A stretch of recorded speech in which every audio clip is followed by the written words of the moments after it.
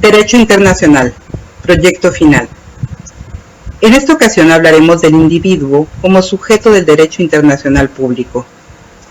Con el surgimiento de las convenciones de derecho internacional humanitario alrededor del siglo XIX, se afianzó la subjetividad judicial del individuo, pues antes de ello se consideraba solo a los estados u organizaciones como sujetos del derecho internacional. Pero ocurrieron dos situaciones que fueron relevantes para el cambio de subjetividad jurídica general a particular. Los juicios de Nuremberg, en los que fue necesario reconocer la subjetividad jurídica internacional para juzgar a los criminales que fueron miembros del Eje durante la Segunda Guerra Mundial. Su sentencia demostró que los individuos pueden ser juzgados y condenados de manera individual, de acuerdo al derecho internacional. Con este reconocimiento, podemos considerar también a las personas morales como sujetos de derecho internacional, como en los casos de las empresas transnacionales, quienes, aun cuando tienen una personalidad jurídica limitada, deben regularse conforme a los códigos de conducta o recomendaciones realizadas por los estados y las organizaciones internacionales, como en el caso del accidente tóxico de la Union Carbide en Bhopal, India. El Vaticano es un ente atípico que sirve de base territorial a la Santa Sede, que reúne todas las características de un Estado derivadas de los pactos de Letrán, por lo que es la base para que el derecho internacional le considere como tal, ya que aunque no tiene representaciones diplomáticas y consulares propias, es miembro de algunas organizaciones internacionales como la Organización Mundial de la Propiedad Intelectual, la Unión Internacional de Telecomunicaciones, el Instituto Internacional para la Unificación del Derecho Privado, entre otros.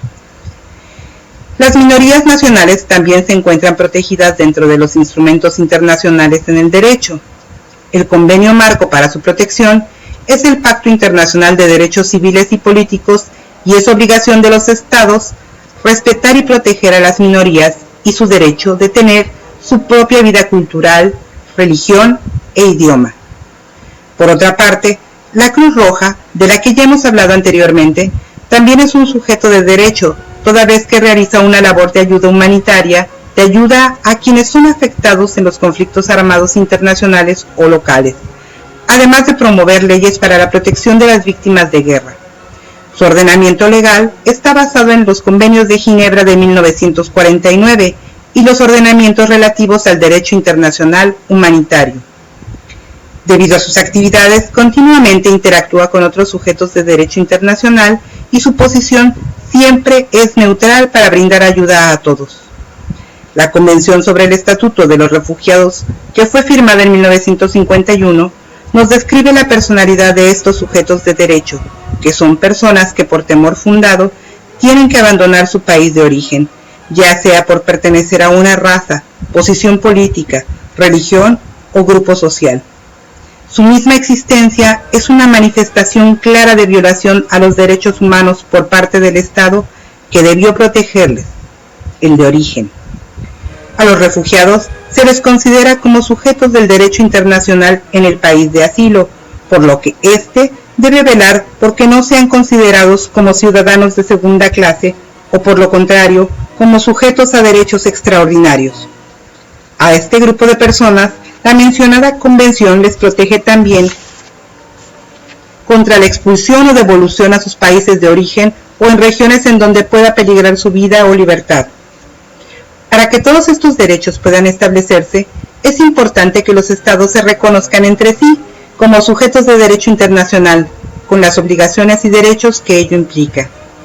Este reconocimiento consiste en la manifestación voluntaria de un estado de reconocer la existencia de otro, de un gobierno o un comité de liberación nacional y con este hecho darle entrada al orden jurídico internacional. El reconocimiento se puede dar entre estados, gobiernos de facto, movimientos beligerantes, comités de liberación nacional y es la aceptación o confirmación de que existen. Se manejan dos clases de reconocimiento de los estados: el expreso, que consiste en una declaración formal, verbal o escrita, y el reconocimiento tácito, que se da con la manifestación voluntaria de reconocer al Estado, ya sea estableciendo relaciones diplomáticas, el reconocimiento al jefe de Estado o la realización de tratados bilaterales, ya que si fueran multilaterales, no implicaría reconocimiento por parte de alguno de los estados que no deseara hacerlo. Sin embargo, la existencia política del Estado es independiente de su reconocimiento por los demás estados. El reconocimiento de iure implica que el Estado otorgante acepta la personalidad del nuevo Estado con todos sus derechos y deberes de acuerdo al derecho internacional, pero debe quedar claro que es un acto voluntario, pues ningún Estado tiene obligación de reconocer a otro. También puede reconocerse de facto a un Estado, en el que se acepta de manera provisional, con reservas a futuro.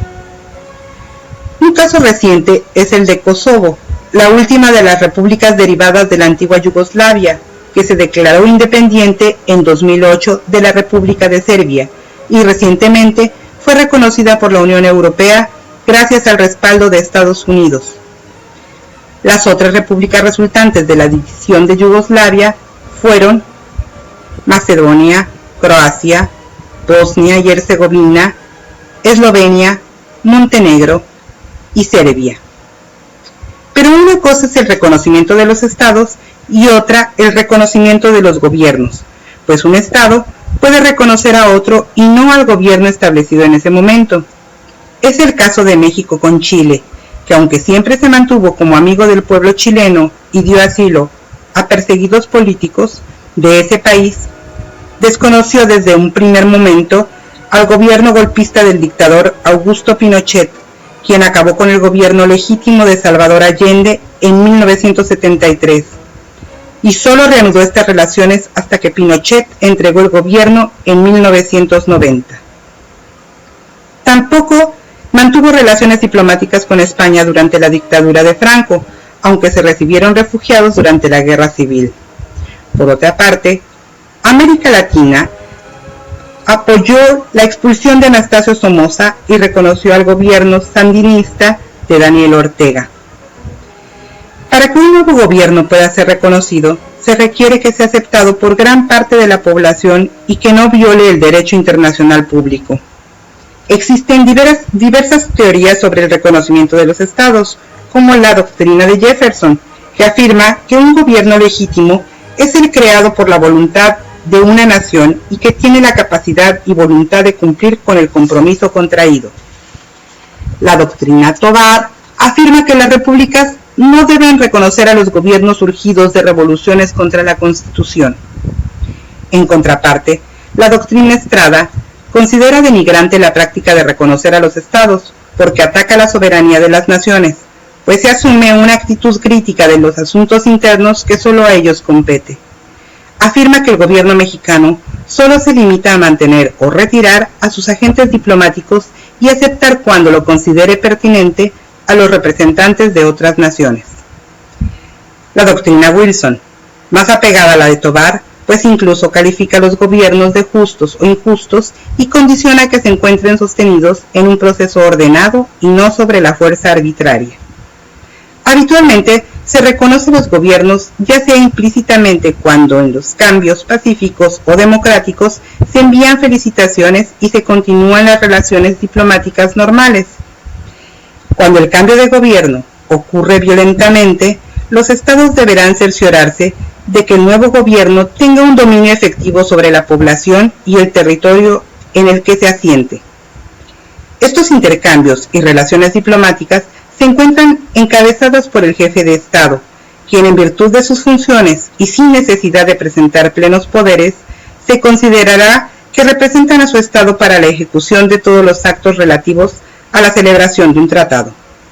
En México, el jefe de Estado tiene la facultad de nombrar a los ministros, agentes diplomáticos y cónsules generales, aunque debe contar con la aprobación del Senado de la República.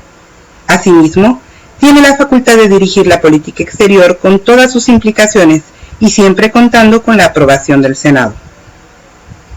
La Secretaría de Relaciones Exteriores conduce la política exterior de México, promueve al país y atiende a los mexicanos en el extranjero. Asimismo, coordina la actuación internacional del Gobierno de la República. El ministro o secretario de Relaciones Exteriores le corresponde tramitar y resolver asuntos de su competencia de acuerdo a la naturaleza de la secretaría que representa. Los agentes diplomáticos o embajadores representan al Estado, protegen sus intereses y los de sus nacionales, negocian con el Estado receptor y fomentan las relaciones amistosas y de cooperación con el Estado receptor. Gozan de inmunidad diplomática. Sus funciones pueden terminar cuando el Estado que le acredite le anuncia al Estado receptor su finalización o cuando el Estado receptor se niegue a reconocerle como miembro de la misión diplomática. Los agentes consulares o cónsules tienen como función ayudar en todo momento a los connacionales en el extranjero, extender pasaportes y visado a los viajeros, auxiliarles, servir como notarios en la función de registro civil y funciones similares. Adicionalmente, fomentar el desarrollo de las relaciones comerciales, culturales y económicas entre las naciones. Cuando ocurre un conflicto o controversia en el ámbito internacional, se puede buscar una solución política o jurídica entre los estados implicados, procurando respetar lo establecido por la Carta de las Naciones Unidas en el artículo 1, mantener la paz y la seguridad internacional, tomando medidas colectivas para prevenir y eliminar amenazas o agresiones. Cuando la solución posible es la política, no se plantea ante un tribunal, sino ante un tercero que funge como mediador o conciliador. Por lo contrario, las soluciones jurídicas se arreglarán en derecho mediante una solución judicial. Existen varios tipos de soluciones políticas, entre las cuales están la negociación, en la que el arreglo pacífico ocurre sin intervención de nadie ajeno a las partes.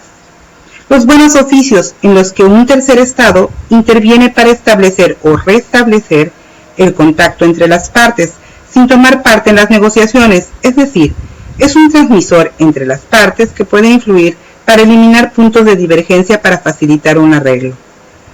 La mediación, en la que el tercero que interviene puede proponer soluciones para arreglar las controversias, que pueden o no ser aceptadas por las partes. La investigación, que es un procedimiento facultativo, pues las comisiones de investigación se constituyen por medio de un convenio especial para esclarecer una cuestión mediante un examen completo, objetivo e imparcial, y su informe de resultados no tiene carácter obligatorio. La conciliación, en la que la controversia se trata de solucionar mediante una comisión de individuos que tratarán de coadyuvar al entendimiento entre las partes, proponiendo términos de acuerdo entre ellas.